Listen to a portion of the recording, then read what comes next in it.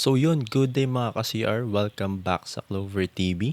And magkasama na naman tayo para dito sa panibagong video. At yun, actually, kahapon pa ako excited para dito sa dalawang parcel na dumating. And day off natin today kaya may oras tayong gawin to and mag-shoot. So, umorder tayo ng full system bullet pipe para ikabit dito kay Clover sa ating Keyway CR152 na scrambler build. So, build series part itong mangyayari and tayo lang yung magkakabit nito. Kaya samahan nyo ako. Ito, sinisipat-sipat natin itong stock pipe bago natin tanggalin and wala tayong planong ibenta or itapon to para if ever kailanganin sa future is makakabit natin or meron tayo. Pero sana hindi tayo magka-problema dito sa bullet pipe na to kasi may silencer naman siya. And itong dalawang tools lang na to yung kailangan natin. Size 15 tong pamihit and yung L-wrench di ko alam eh. So, ayun. Ito yung lang kailangan natin. And ayan, binuksan na natin yung thermal wrap. Brown siya or parang gold something. Kakulay lang din nung luma nating thermal wrap. So, ang bili natin dito is 120 and may kasama na siyang pang lock, yung parang metal strip. 4 na piraso yun, tag-2 sa kabilang dulo. And ayun mga ka-CR, makati itong thermal wrap kasi mga fiber nito pag dumikit sa balat talagang makati. Kaya ibabad muna natin siya sa tubig. So kung nagtataka yung mga ka-CR kung ba't natin binabad sa tubig is, ayun, para lumambot yung mga hibla ng fiber, hindi masyadong makatusok or hindi magliparan kung sakali. And para mas madaling ilapat sa bakal, which is sa bullet pipe natin. Kaya binabad muna natin siya dyan ng mga around 10 to 15 minutes habang kinakalikot natin yung pipe natin. And tinanggal na natin yung metal strip na panlock. And eto, ina-unwrap na natin yung order nating full system bullet pipe. So sa Shopee ko lang pala to in order. Nakuha ko siya around 1k kasi 8.8 nung in order ko ito, kaya parang may voucher.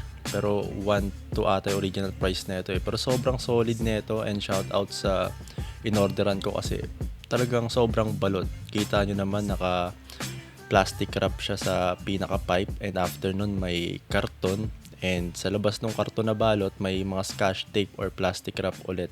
Kaya nung pag-check natin dito, pagbukas natin walang kagas-gas-gas-gas. And yan, tinatanggal natin yung plastic wrap.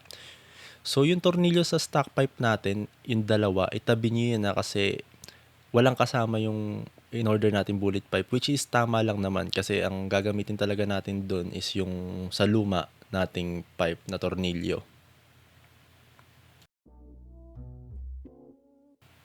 And ayun mga ka-CR, kung mapapansin nyo, nakakabit na yung silencer kasi with silencer tong in-order natin and wala tayong planong tanggalin yun. So pagka-receive ko nito is nakakabit na automatic yung silencer. And dumako na tayo dito sa ating stock na pipe. So ayan yung dalawa nating tornilyo na need tanggalin gamit tong L-wrench. Kung mapapansin nyo, may kalakalawang na yung dulo ng stock pipe natin. Eh kasi naman almost 3 years or lagpas 3 years na to nakakabit. Kaya ayun, ngayon pa lang tayo magpapalit ng bullet pipe kasi ngayon lang natin naisipan or ngayon lang talaga natin ngayon lang tayo na-tempt. And eto, tinanggal ko muna yung isang tornilyo dun sa unahan and yung isa is nuluwangan ko. Hindi ko siya totally tinanggal muna. Tapos tinanggal ko na to, yung nakikita nyo sa video, yung gamit yung 15 na, size 15 na katala. So pagtanggal ko dyan, tinanggal ko na totally yung last na tornilyo dun sa harap. Kasi baka malaglag yung buong pipe eh pag inuna kong or pagsabay kong tinanggal yung dalawang tornilyo sa harap. So ito, nakakalas na natin yung stock pipe. Solid pa rin, no? And ito mga ka-CR, kakabit na natin yung bagong thermal wrap dito sa ating bullet pipe. And napapansin nyo may plastic labo ko sa kamay, doble yan kasi talagang makatito. And wala tayong gloves na available kaya nag-improvise tayo ng plastic and medyo nahirapan tayo dito sa ginawa nating to. So ayan, paikot lang yan simula sa dulo hanggang dun sa kabilang dulo syempre. And talagang mahihirapan tayo dito sa ginagawa natin pero kaya rin naman. And babala mga ka-CR, talagang makatitong thermal wrap pag dumikit to sa balat nyo or lalo pag sensitive skin kayo. And ayan, wala tayong magagawa, kinamay ko na kasi nahirapan talaga tayo. Ito, kinakabit na natin yung metal strip. Tagdalawa sa magkabilang dulo. Ilak lang natin siguraduhin lang natin nakalak ng maayos or sagad para hindi siya lumuwang in the future. Kasi yung luma ko naman ganyan, thermal wrap, di naman lumuwag kahit 2 years nakakabit eh. And actually parang hindi naman nagpe-fade yung kulay na yan. I mean, hindi nagpe-fade yung kulay nung thermal wrap na yan. Unlike dun sa mga nakikita ko minsan na color white, parang katagalan nagbablack. Pero ito, kita nyo naman yung luma akong thermal wrap kanina, di ba? Parang ganun pa din. And yan, ikakat lang natin yung mga excess na hibla ng thermal wrap para hindi masagwa tignan pag tinitigan yung pipe natin. Yung mga last na hibla lang dyan sa dulo. Pero ayun mga ka-CR, no, to be honest lang sa inyo, kaya medyo natagalan rin tayo magkabit na itong bullet pipe kasi actually nagdadalawang isip tayo nung una kasi baka mamaya may huli or what. Pero ayun, hati rin kasi yung nagsasabi na may huli to, kalahati naman is parang wala. And sa QC tayo nakatira, kadalasan naman nakikita ko mga naka-keyway sa kalsada, mga naka-bullet pipe. And well, ayun, okay naman, parang goods naman kahit may mga MMDA or police.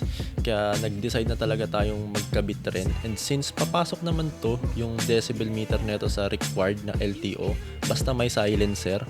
Saka, ayun, ang pagkakaalam ko kasi personally kasi sa akin lang ang modified kasi is pag yung tinanggal mo yung elbow tapos kinabit mo yung kalahati ng pipe. Pero pag gantong full system and plug and play, I don't know, modified pa rin ba yung maituturing basta hindi na stock? So comment down below kung anong thoughts nyo dyan or kung ano ba talagang sagot doon. Pero yun, huwag kayong mag-alala, i-update ko kayo if ever magka-problema, mahuli, matikitan tayo dito sa bullet pipe na kinabit natin. And ayan, magsa-sound check tayo sa labas since nakabit na natin tong bullet pipe ng matagumpay. Nasa loob kasi tayo ng garain, hindi talaga kaya, medyo malakas siya ma-bass. So sa labas tayo magsa-sound check nito. And ayun, kasi kung umabot kayo dito, maraming salamat. Sana nakatulong ako kung nagpaplano kayo magkabit or magpalit ng pipe. Kahit anong pipe naman yan kahit di bullet pipe, sundin nyo lang yung ginawa natin. Ride safe always mga ka-CR.